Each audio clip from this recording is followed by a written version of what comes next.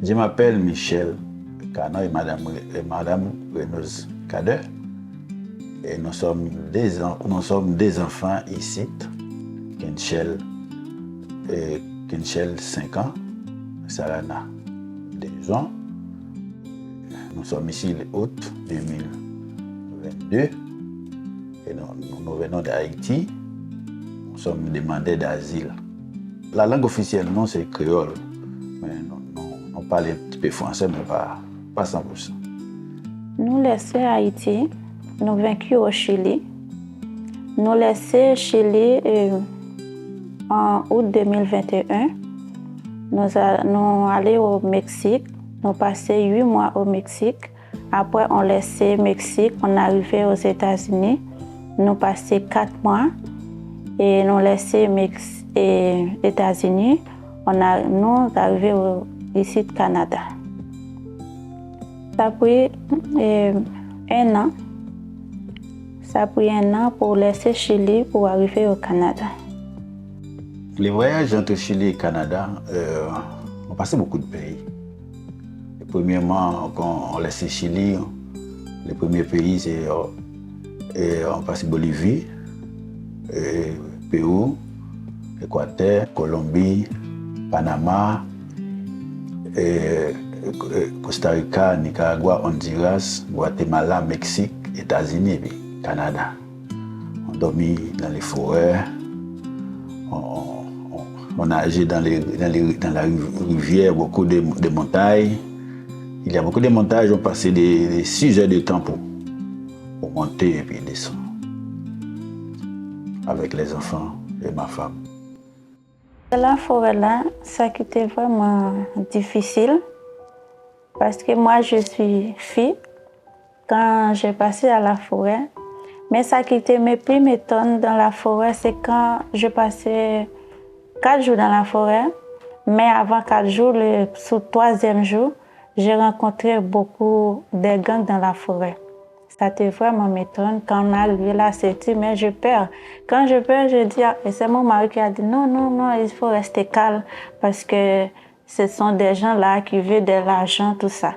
Et puis après, on a fait toutes les personnes rentrer dans la forêt et déposer tous mes sacs et commencer à fouiller. Et puis ça, c'était vraiment, vraiment difficile. Et passer 4 jours, nous marchons, dormir. C'est pas vraiment dormir parce que juste on passait un petit temps pour reposer pendant la nuit parce qu'on ne peut pas marcher. Mais là, quand ce jour, à 6 heures du matin, on continue à marcher. On traversait des rivières, on montait des montagnes, on montait, on descendait, et puis on traversait des rivières, tout ça. C'était vraiment difficile.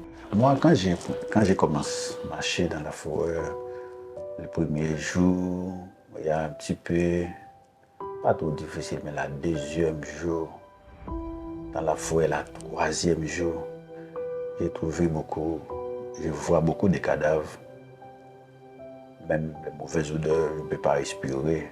C'est même, je pense, est-ce que je vais sortir? Je dis ma femme, pas de force, ne dérange pas. Dieu va rendre nous sortir vivants. On continue, on mettait la foi dans le Dieu vivant. On continue de marcher. Ça qui me fait mal quand on trouve une personne, il n'y a pas de manger, il n'y a pas de la nourriture, on a demandé quelque chose. Moi, si c'est beaucoup, je vous donne. Mais des fois, les gens t'y rencontré, ils rencontré une première, une deuxième, une troisième, on a demandé. Moi, j'ai sorti dans 4 jours. Il y a des gens qui passaient 10 jours, 8 jours dans la forêt. J'ai rencontré une jeune femme enceinte. Elle ne peut pas continuer à marcher, il n'y a pas de force, elle est malade. Et avec son mari, je pense que son mari s'est laissé dans la forêt. J'ai rencontré une autre femme, une jeune femme encore. Les pieds, c'est beaucoup de blessures. Il ne peut pas marcher. Et c'est tout de rester là. On voit les gens passer, on manque beaucoup de choses. C'est ça qui me fait mal. Parce que moi, je dis à Dieu, je vais convaincre. Je vais vaincre la forêt. Mais beaucoup de gens, c'est peu d'espoir. Ce qui m'a motivée de continuer à marcher, Parce que depuis longtemps, j'étais en décision. C'était venir au Canada. C'est pour ça que je prends la route. Et au cours des routes, j'ai trouvé beaucoup de problèmes. Mais j'étais pris une décision. Ma décision, c'était venir au Canada. J'ai dit merci à Dieu parce que j'ai vaincu. Et mon rêve est réussi parce que j'ai arrivé au Canada.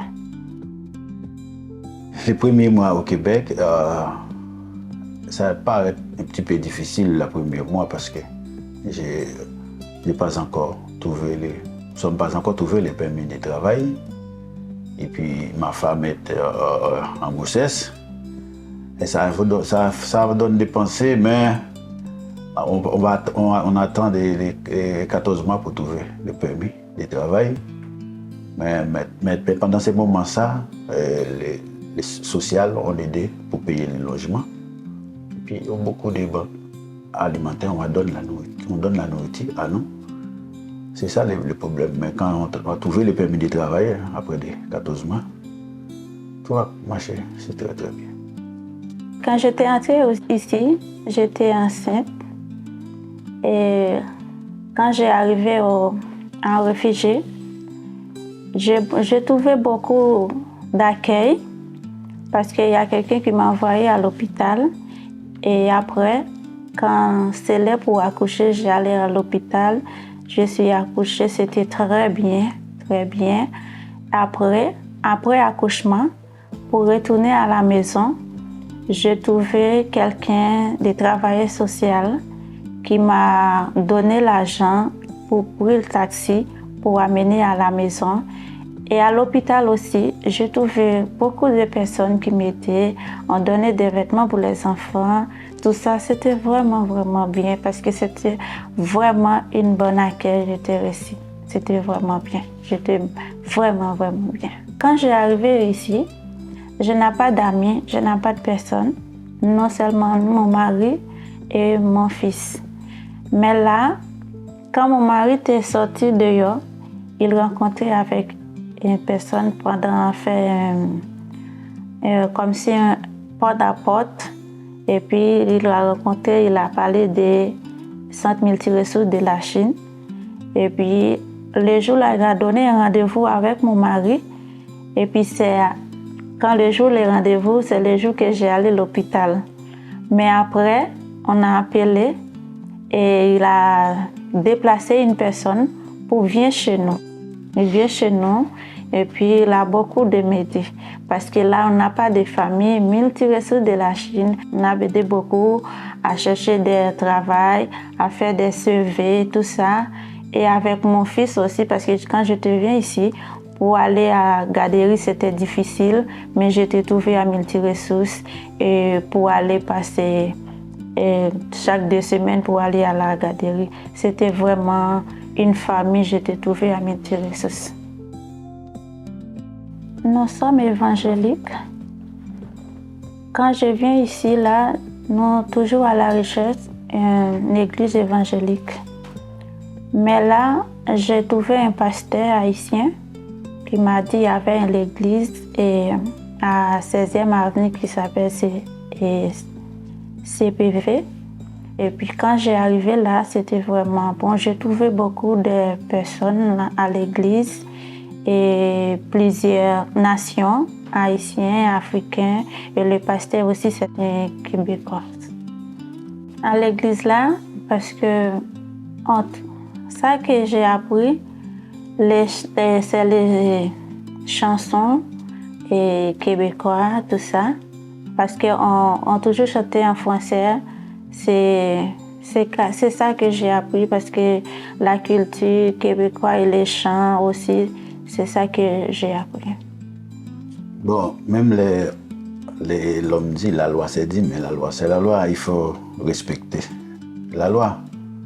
Mais ici, à Québec, je me sens bien parce que moi, j'ai beaucoup de respect pour la loi. Parce que mon pays, ici, les lois sont différentes. Parce que mon pays, ici, quand j'ai sorti à la maison, j'ai allé au travail, il faut toujours charger les 4 bips, il faut payer le bis. Parce que quand j'ai arrivé à la banque, si tu vois une ligne, il faut respecter. Si les gens avant, il faut rester. Après, ça c'est vraiment différent parce qu'il y a beaucoup de...